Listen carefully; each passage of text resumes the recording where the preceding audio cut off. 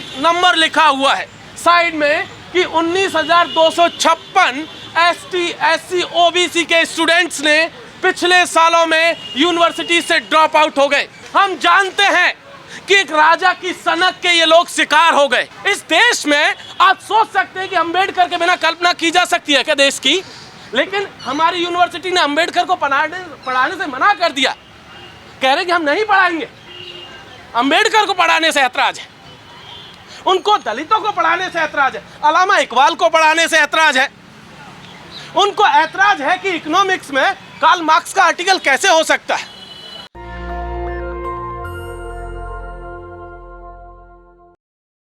ये जो काम था ये करना था इस देश की सरकार को, और ये काम आप कर रहे हैं। ज़रूरत सिर्फ इस FYUP के रिपोर्ट कार्ड की नहीं थी, ज़रूरत थी पूरे देश का एक रिपोर्ट कार्ड पेश किया जाए। एजुकेशन तो उसका एक हिस्सा है मात्र, और FYUP तो बहुत छोटी चीज़ है।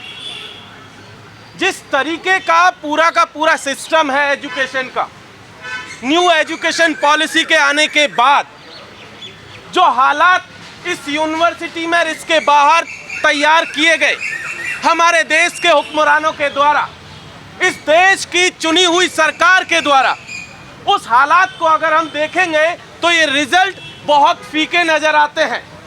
वो हालात कुछ इस तरीके के हैं कि न्यू एजुकेशन पॉलिसी के आने के बाद जिस तरीके से कोचिंग माफियाओं को पैदा किया गया, जिस तरीके से CUET के थ्रू इस देश के जो मार्जिनलाइज सेक्शन था, दलित था, पिछड़ा था, आदिवासी था, महिला थी, उनको यूनिवर्सिटी से बाहर किया गया, उसका तो अभी इसमें कोई हिसाब ही नहीं है।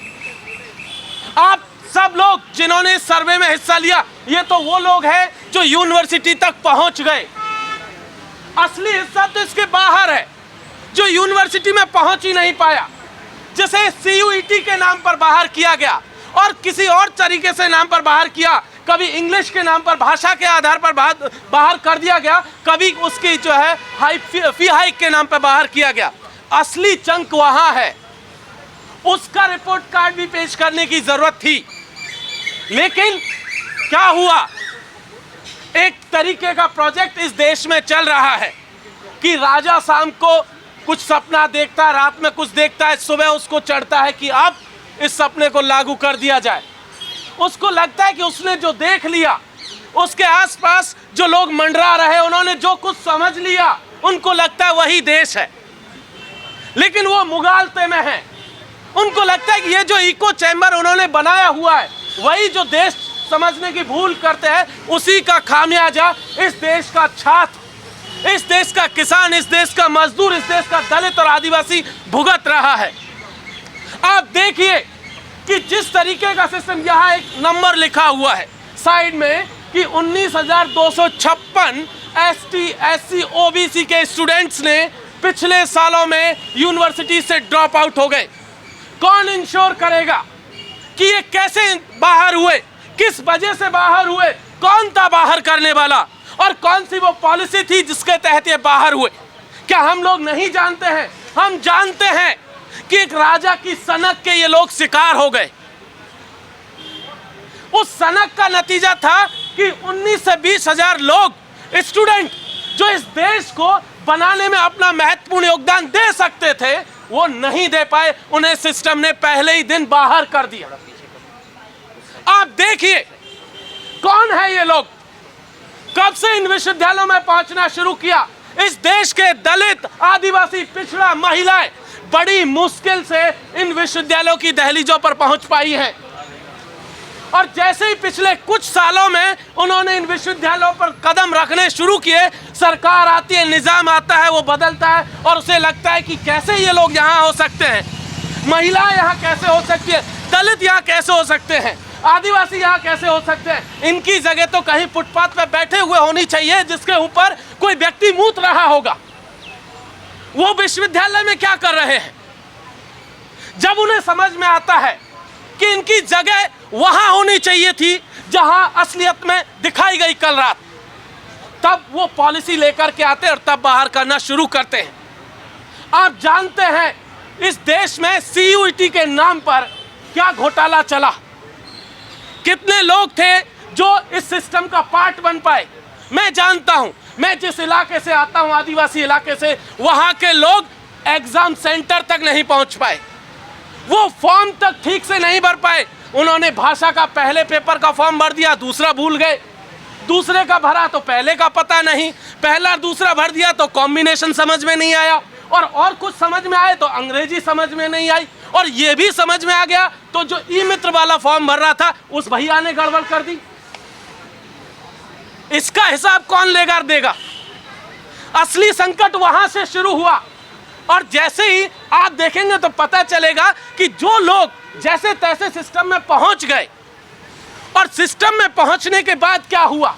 सिस्टम में पहुंचने के बाद उनके सामने एक ऐसा कोर्स रखा गया जिसका किसी को पता नहीं, जिसका टीचर्स को पता नहीं, जिन्हें सिलेबस बनाने की जिम्मेदारी थी उनको पता नहीं।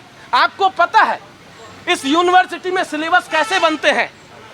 रात को एक ड्राफ्ट कहीं से आता है, अगले दिन मीटिंग है जो सिलेबस पर डिस्कशन करने के लिए होगी, एसी की मीटिंग्स है, अगले दिन मीटिंग है, रात को शाम को कहा जाएगा ये सिलेबस है, कुछ चेंज है तो बता दीजिए, कुछ एडिशन डिलीशन है तो बता दीजिए। सुबह टीचर्स रिप्रेजेंटेटिव वहां जाते हैं, और जब वहां वो जाकर कहते हैं कि सर हमें तो टाइम ही नहीं मिला इसको पढ़ने का, कम से कम थोड़ा वक्त दीजिए, तो वो कहते हैं नहीं नहीं बहुत प्रेशर है, बहुत प्रेशर है, जल्दी से करना है। और जल्दी से करना है तो ठीक है सर जल्दी से करते हैं, और जब पढ़ना शुरू करते हैं सर ये नहीं होना चाहिए, ये नहीं होना चाहिए, इसको ऐड करो, इसको ऐड करो, फिर क्या होता है? फिर वाइस चांसलर साहब एक्टिव होते हैं, नहीं ये नहीं कर सकते, उनकी पावर है, वो अपनी पावर का मिसयूज करते हुए पास कर देते हैं, और आपके जो टीचर रिप्रेजेंटेटिव है वो हाथ पे हाथ धरे हुए देख रहे होते हैं, कुछ नहीं कर सकते हैं। इस देश में आप सोच सकते हैं कि अंबेडकर के बिना कल्पना की जा सकती है क्या देश की?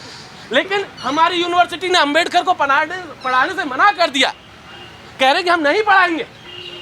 अंबेडकर को पढ़ाने से ऐतराज है, उनको दलितों को पढ़ाने से ऐतराज है, अलामा इकबाल को पढ़ाने से ऐतराज है, उनको ऐतराज है कि इकोनॉमिक्स में कार्ल मार्क्स का आर्टिकल कैसे हो सकता है, ये ऐतराज है इकोनॉमिक्स की। क्या हम लोग कल्पना भी कर सकते हैं कि मार्क्स का एक आर्टिकल एक पेपर में पूरे 3 साल के कोर्स में वो भी नहीं पढ़ाया जाएगा? कार्ल मार्क्स को कह दिया गया कि ये तो मार्क्सिस्ट लाइन पे, दूसरी लाइन पे, इसलिए हम नहीं पढ़ाएंगे इकोनॉमिक्स के पेपर में। और भी बहुत सारी चीज़ें हैं, उर्दू में कह दिया अलामा इकबाल साहब को नहीं पढ़ाएंगे, कह दिया गया फिलॉसफी में कि अंबेडकर साहब को नहीं पढ़ाएंगे। भाई पढ़ाओगे किसको? किसको पढ़ाना चाहते हो? अरे तो तुम जिसको पढ़ाना चाहते हो पढ़ा लो, हमें कोई आपत्ति नहीं है, लेकिन आप इनको क्यों निकाल रहे हैं ये भी समझने की जरूरत है। दरअसल इस देश का निजाम एक चीज उसके जहन में है, उसको लगता है सबको एक जैसा कर देना चाहिए, सब उसके जैसे देखने चाहिए, सब जैसा वो सोचता है कि सब नारंगी हो जाए। ऐसा पॉसिबल नहीं है, सब लोग नारंगी नहीं हो सकते। जो जैसा है, जो इस देश की डाइवर्सिटी में है वो रहेगा, और इसीलिए यहाँ पर इस तरीके के रिपोर्ट्स कार्ड की लगातार जरूरत है। टीचर्स के पॉइंट ऑफ व्यू से भी अगर बात करें तो पता चलेगा, हमें कहा जा रहा है कि इतना बड़ा सिलेबस है उसको कम समय में पढ़ा दीजिए। आप हमें बताइए, हिस्ट्री ऑफ मॉडर्न यूरोप में पढ़ाता हूँ 3rd ईयर के बच्चों को, कहा जा रहा है कि इसको और समेट दीजिए। कैसे पूरा संभव है भाई? 150 साल का इतिहास आप हमसे पढ़वाना चाह रहे 30 और 40 क्लास में, कैसे पढ़ा देंगे? क्या पढ़ाएंगे हम उस 30-40 क्लास में? टाइम तो दीजिए। आपने वो टाइम भी हमारा किल कर दिया, उतना टाइम भी हमें पढ़ाने के लिए नहीं देते। तो ये जो परेशानी है, ये परेशानी पूरे के पूरे एजुकेशन सिस्टम को दीमक की तरह चाट रही है। आप लगातार देखिए, सिर्फ कोर्स और इनकी बात नहीं है, आप दूसरी तरफ देखिए, आपके कॉलेज में पिछले 4 साल का फी का रिकॉर्ड उठा करके देखिए। 4 साल पहले आपसे एडमिशन की कितनी फ़ी वसूली गई, उसके अगले साल, उसके बाद और इस साल कितनी वसूली जा रही है, उससे आपको नहीं पता चलता है कि ये एजुकेशन सिस्टम किस तरफ धकेल रहा है लोगों को। क्या इस देश का जो 78% पॉपुलेशन जो गरीबी रेखा के नीचे है, इस देश का आपको मालूम है 45% दलित ऐसा है जो कि गरीबी रेखा के नीचे है, आदिवासी 41% के आसपास दलित है जो गरीबी रेखा के नीचे है। आप सोच सकते हैं कि वो यहाँ आकर के इतनी महंगी एजुकेशन ले सकता है। जब वो एजुकेशन नहीं ले सकता है तो ये एजुकेशन सिस्टम है किसके लिए? कल मैं एक हमारे किसी साथी ने एक न्यूज़ क्लिप भेजी, अखबार की एक कटिंग हमें भेजी, उसमें यूजीसी के चेयरमैन जगदीश कुमार जी कह रहे हैं कि हम विश्व स्तरीय एजुकेशन देना चाहते हैं।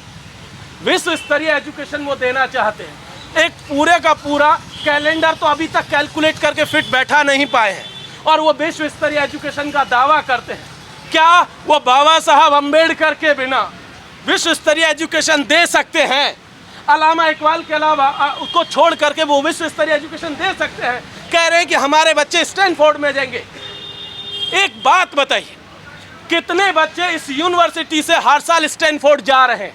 कितने जा रहे हैं? आपके सीनियर्स में से देख लीजिए, कितने यूरोप गए हैं, कितने अमेरिका गए हैं। और जो गए हैं, क्या उनके लिए ये जो लाखों यहाँ बैठे उनका भविष्य दांव पर लगाया जा सकता है? किसने रोका है कि आप उनके लिए अलग से व्यवस्था कर दीजिए? हमने तो नहीं रोका, लेकिन उसके लिए ये पनिशमेंट हमें क्यों दी जा रही है? हमें ये पनिशमेंट क्यों दे रहे हो? जिसको जाना है विदेश उसके लिए कीजिए व्यवस्था, लेकिन हमें ये पनिशमेंट नहीं चाहिए। ये जो पूरा का पूरा खेल चल रहा है, इसके पीछे आप देखेंगे तो दरअसल सरकार, अभी हमारे प्रीवियस स्पीकर विजेंद्र सर ने एक बात कही थी कि एजुकेशन तो राज्य की जिम्मेदारी थी, लेकिन राज्य क्या कर रहा है?